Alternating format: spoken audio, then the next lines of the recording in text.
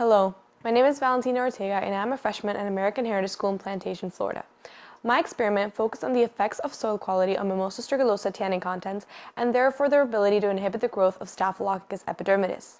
Staphylococcus epidermidis is a type of bacteria that is found in our skin, and though it is not usually pathogenic, it can be when provided with the correct environment of a weak immune system. Because of this, these infections are on the rise today along with advancing surgical procedures that leave the immune system weak in its post-op patients. Tannins are acidic substances found in plants that serve as a defense mechanism against harmful environmental bacteria. Because of this, they have been widely used in both traditional and modern medicine to treat specific infections and burns. Previous research suggested that low fertility soil, coupled with elevated carbon dioxide levels in the atmosphere, ultimately increased tannin production in plants. In my experiment, the effect of soil quality was isolated and tested on the tannin production in Mimosa strigolosa plants, a Florida native plant with naturally high levels of tannin. After a 3-week exposure of these plants to either high fertility or low fertility soil, low fertility being 80% sand and 20% topsoil, and high fertility being 100% topsoil, root extracts were obtained from all plants and tested for tannin contents via the radial diffusion assay and absorbance testing.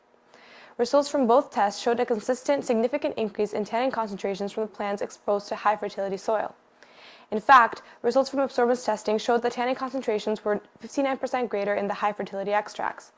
Furthermore, in the radial diffusion assay, the high fertility group yielded diffusion rings with a diameter that was 75% larger than those yielded by the low fertility group.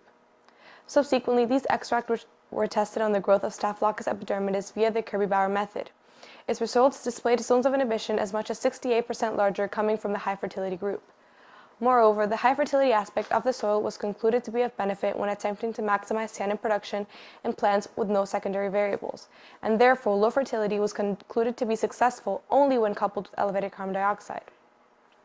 These results, in correlation with other research from other persons and facilities, can further contribute to the future research that can be done on the different combinations of different factors that can influence tannin production in plants.